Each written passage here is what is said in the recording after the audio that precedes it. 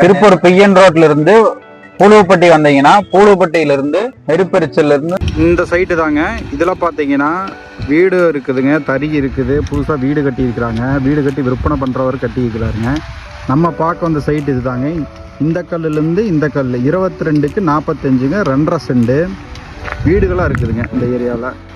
அந்த ஊரில் பார்த்தீங்கன்னா நிறையா வீடு நிறைஞ்ச பகுதியில் சேடர்பாளைய ஊரில் நிறையா இருக்குதுங்க. நம்ம திருப்பூருக்குள்ள வாவிப்பாளையத்துலேருந்து 4 கிலோமீட்டர் தொலைவில்ங்க. சேடர்பாளையத்துக்கும் கொஞ்சம் மேற்க வந்தீங்கன்னா 4 கால் சாவடி பாளையம் இருக்குங்க.